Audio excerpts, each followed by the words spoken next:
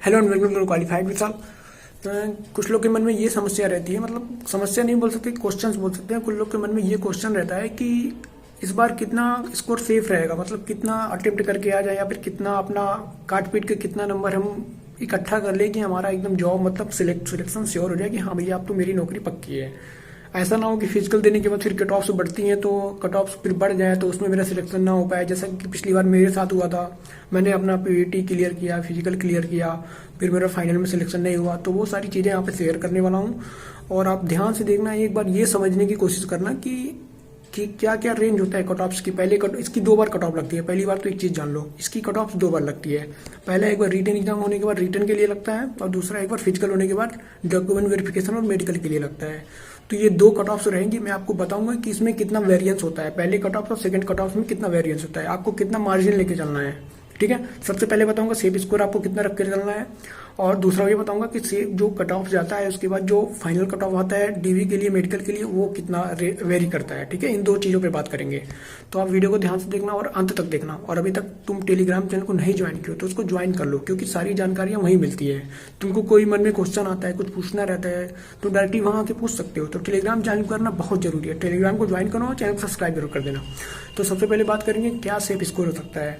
देखो पिछली बार की जो कट ऑफ गई थी ना, ऐसा नहीं है कि कट ऑफ बहुत हाई गई थी, कट ऑफ बहुत कम गई थी। कुछ जोन्स के ऐसे हैं, जैसे बेंगलोर जोन का हो गया, ठीक है, बेंगलोर जोन्स वगैरह का, जैसे कि फिर हुबली जोन वगैरह का, इन सब का कट ऑफ काफी कम गया था। अभी दो या 3 दिन पहले हुबली जोन का एक डीवी का लिस्ट आया है, 5वां लिस्ट आया है, जिसमें कि कट ऑफ पता है तुम्हारा कितना गया है? 68 नहीं 65 के आसपास गया है। मतलब ओबीसी की बता रहा हूँ, ओबीसी है जनरली 65 के आसपास गया है। सोचो नॉर्मलाइजेशन स्कोर 65 के आसपास गया है। सोचो तो रॉ मार्क्स कितना रहा होगा, इतने कम कट ऑफ गए थे। और जैसे कुछ जोन मीडियम जोन के होते हैं, जैसे इलाहाबाद जोन हो गया, गोरखपुर जोन हो गया, जहाँ से कि मैंने अप्लाई किया है। कुछ बच्चे पूछते हैं कि मैंने कहाँ से अप्लाई किया है, तो मैंने गोरखपुर जोन से अप्लाई किया है। और कुछ ऐसे जोन्स होते हैं जिनकी कट ऑफ बहुत हाई जाती है, जैसे कि बेंगलोर जोन हो गया, सॉरी बेंगलोर तो लो होता है, कोलकाता जोन हो गया। ठीक है, ऐसे बहुत सारे जोन्स होते हैं जिनकी कट ऑफ हाई जाती है। चेन्नई का भी शायद मीडियम या हाई रहता है। ठीक है, तो इसमें कुछ कहा तो नहीं जा सकता, पर हाँ कुछ ऐसे जोन्स गिने चुने होते हैं जिनके की कट ऑफ कम ही जाते हैं। ठीक है, जैसा कि मैंने आपको बताया वीडियो में।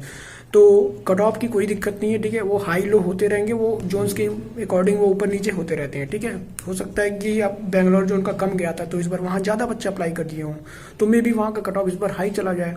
कोलकाता जोन से कम लोग कट ऑफ हाई गया था पिछली बार, तो हो सकता है वहाँ से कम बच्चे भरे हो, तो वहाँ की इस बार कट ऑफ कम हो सकता है। तो वो चीज़ें डिपेंड करता है। ठीक है, नंबर ऑफ कैंडिडेट कितने वहाँ पे अप्लाई हुए हैं। तो ये सब तो बातें हो गई अभी। ठीक है, अभी बात करेंगे कि आपका सेफ स्कोर क्या लेके चल सकते हो। तो ये तो निश्चित बात है कि पिछले जो वर्ष कट ऑफ गई थी 2018 वाली एग्जाम के लिए ग्रुप डी का, उसके कंपैरिजन में कहीं ना कहीं कट ऑफ बहुत कम इस बार देखने को मिलेगा। ठीक है, और जो आपको मार्जिन लेके चलना है, सबसे पहले कट ऑफ की बात कर लें कि मतलब कितना आप सेफ ले सकते हो। तो सेफ के लिए मैं बता दूं ना, अगर आप किसी भी जोन से हो, किसी भी जोन से अगर आपके रॉ मार्क्स 65 आ जाते हैं, मतलब किसी भी जोन से हो, ठीक है, मैं एकदम बिल्कुल सेफ स्कोर बता रहा हूँ। ऐसा नहीं कि मैं ये बताऊंगा कि आप भाई इससे बॉर्डर लाइन पे रहो, तो ऐसा नहीं बताना चाहता हूँ कि उसके बाद भी तुम फंस जाओ जाके। मैं एकदम एक सटीक स्कोर बता रहा हूँ, 65 रॉ मार्क्स काट पीट के। ऐसा नहीं कि तुम 65 सही करके आ रहे हो, फिर उसमें तुम 10-15 गलती कर रहे हो, फिर कट पीट के तुम्हारे 60 बन जा रहे हैं। ये नहीं, 65 तुम्हारा नंबर एक्चुअल में होना चाहिए, रॉ मार्क्स होना चाहिए, काट पीट के घटाने के बाद आना चाहिए। अगर तुम्हारे इतने नंबर आएंगे ना, तो मैं इस बात को दावे के साथ बोल सकता हूँ, अपने एक्सपीरियंस के बेसिस पे बोल सकता हूँ। इतने सारे एग्जाम्स दिए हैं, ठीक है, उसके बेसिस पे बोल सकता हूँ। मैंने एमटीएस का भी एग्जाम क्लियर करा है, एएलपी का भी क्लियर करा था, ग्रुप डी का भी क्लियर करा था, उसके बेसिस पे ही आपको बता रहा हूँ।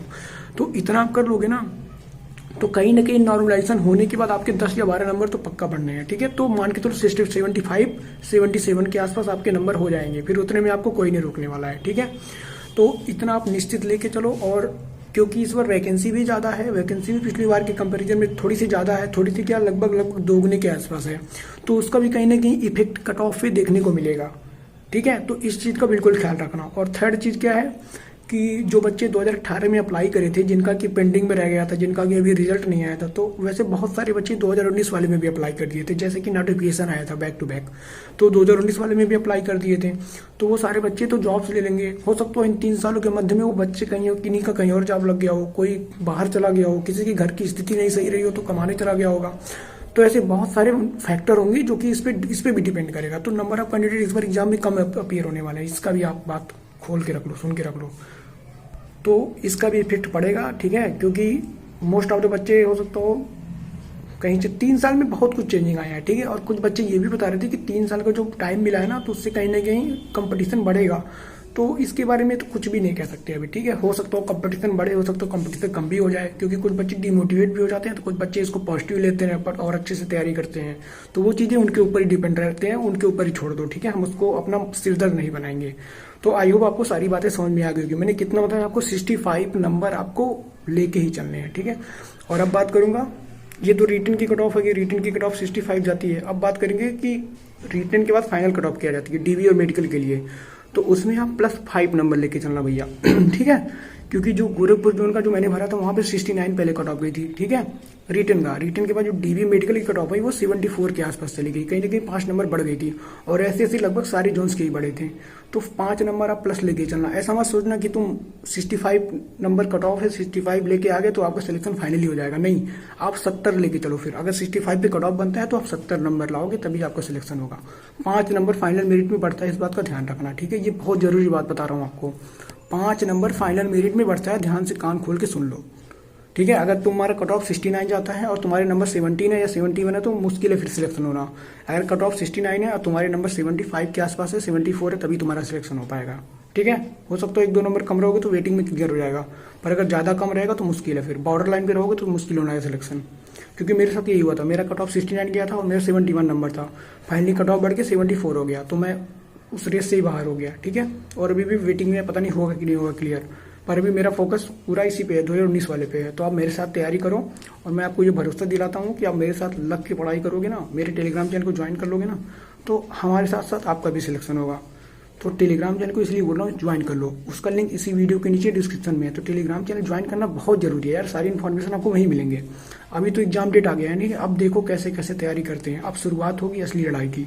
अभी तक तो थोड़ा ढीला पड़ गया था आदमी, मैं भी ढीला पड़ा था और आप लोग भी ढीले पड़े थे, पर अब तो मेरे सामने एग्जाम डेट, अब तो मेरे सामने लक्ष्य है, तो उसको भेदने से मुझे कोई नहीं रोक सकता। और मेरे साथ साथ आप सभी लोग को भी भेजना है, ठीक है। तो टेलीग्राम चैनल को ज्वाइन कर लो और अभी तक चैनल को सब्सक्राइब नहीं किया तो सब्सक्राइब कर लेना, ठीक है।